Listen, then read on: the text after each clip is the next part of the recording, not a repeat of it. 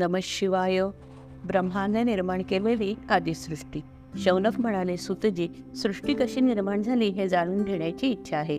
यासंबंधी तुम्ही जे व्यासजींच्याकडून श्रवण केले ते आम्हाला कथन करण्याची कृपा करावी.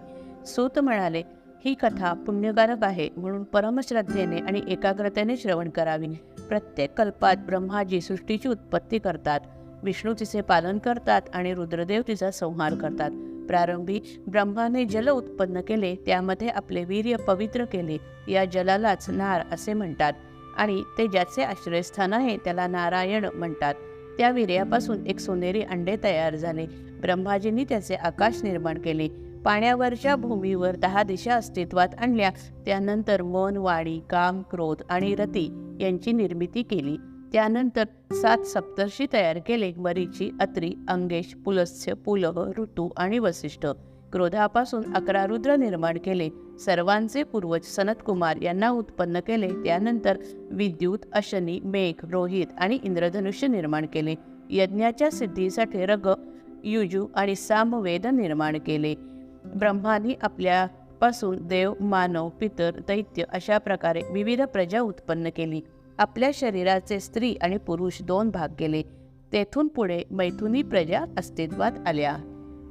सृष्टी निर्मिती. सूत म्हणाले, ब्रह्माजींनी आपल्या अर्ध्या शरीरापासून पुरुष आणि अर्ध्या शरीरापासून स्त्री अशी 2 रूपे निर्माण केली. तो पुरुष स्वयंभू नावाने प्रसिद्ध झाला, तर स्त्रीचे नाव शतरूपा. तिचा आणि मनुचा विवाह झाला. त्यांच्यापासून प्रियव्रत आणि उत्तानपाद असे 2 पुत्र निर्माण झाले. उत्तानपादाला अनेक श्रेष्ठ पुत्र झाले. सुनीतीपासून त्याला ध्रुव नामक पुत्र झाला. त्याने कठोर साधना केली. त्याच्या प्रजेची वाढ होत गेली.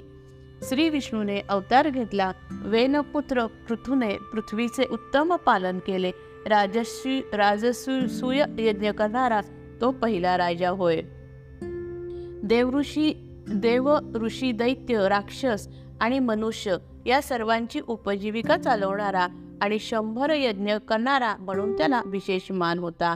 दक्षाने द्विपाद, चतुष्पाद जीवांना उत्पन्न करून मैथुनी सृष्टी निर्माण करण्यास सुरुवात केली. दक्षाला अनेक पुत्र व अनेक कन्या झाल्या. दक्षाचा विवाह वीरणेशी झाला. त्यापासून पृथ्वीवर मैथुनी जीव निर्माण झाले. यामध्ये संकल्प, दर्शन आणि स्पर्श यांना प्राधान्य आहे. सृष्टीचा विस्तार. शौनक म्हणाले, सुतजी, आम्हाला देव, दैत्य, गंधर्व, राजस, सर्प यांच्या उत्पत्तीविषयी माहिती सांगा. सूत म्हणाले, ऋषींनो, ब्रह्माजींच्या आज्ञेनुसार दक्ष प्रजापतीने मानसिक सृष्टी निर्माण केली, परंतु तिचा विस्तार झाला नाही. त्यावेळी दक्षाने वीरण प्रजापतीच्या कन्येशी वीरणीशी विवाह करून मैथुन धर्माच्या आधारे प्रजेची वृद्धी केली.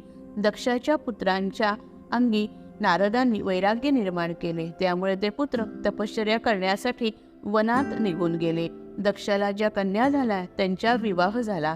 अरुंधती, वसु, त्यागी, लंबा, भानुती, मरुत्वती, संकल्पा, मुहूर्ता, संध्या आणि विश्वा या धर्माच्या कन्या होय.